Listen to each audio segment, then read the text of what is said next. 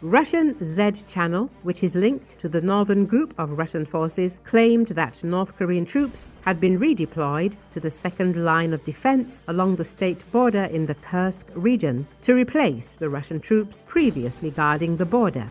The channel claimed that North Korean troops were poorly trained, impulsive, and unaware of the complexities of border operations, while Russian troops were disoriented by North Korean mine-laying and mine-clearing methods. All this indicates that Ukraine will attack Kursk again.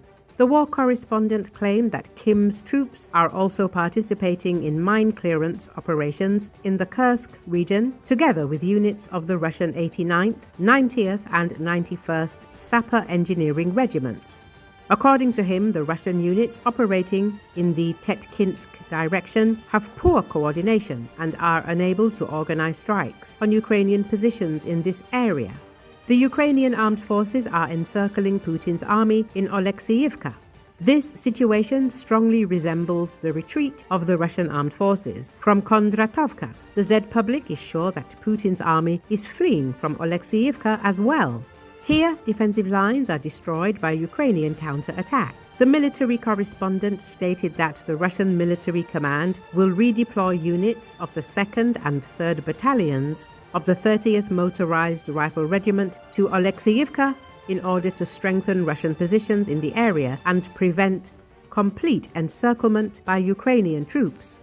Holding Oleksiyivka by Russian troops is unrealistic, but at the same time, the Russian military command will continue to use Russian forces to conduct extremely exhausting offensives in order to maintain the appearance of operational stability in the Sumy region. After occupying most of Yunakovka, Putin's army abruptly switched to defense battles. At present, Ukrainian troops are holding defenses on this line and are carrying out preparations for offensive actions to push back the enemy. As a result, the armed forces liberated the settlement of Andriivka and advanced in the area of Oleksiyivka, and the enemy was pushed further away from Sumy.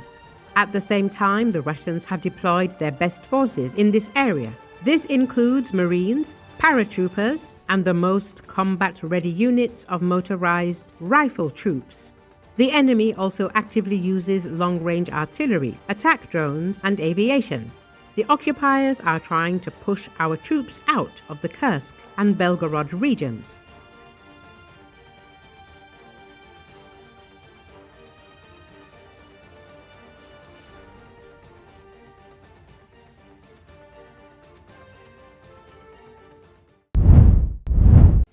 U.S. President Donald Trump and First Lady Melania Trump traveled to Windsor Castle alongside King Charles III and Queen Camilla in a procession of horse-drawn carriages, past ranks of soldiers, sailors, and aviators, as a military band played the U.S. and British national anthems. According to Associated Press, the King and President chatted in the Irish state coach during the short journey to the Castle Quadrangle, where Trump, accompanied by Charles, inspected an honor guard of soldiers in red tunics and bearskin hats. Trump was greeted by royalty, military honor guards and mounted troops in red and gold as he arrived at Windsor Castle on Wednesday to begin a two-day state visit to Britain as the guest of King Charles III. Prince William and his wife Catherine met the president's Marine One helicopter as it landed in the private walled garden on the vast castle estate, walking the president and First Lady Melania Trump over to be greeted by the King and Queen. The day of royal pageantry is the highlight of the president's unprecedented second state visit to Britain. And it's on a scale designed to impress the grandeur-loving president, involving some 120 horses and 1,300 troops, including the largest guard of honor in living memory.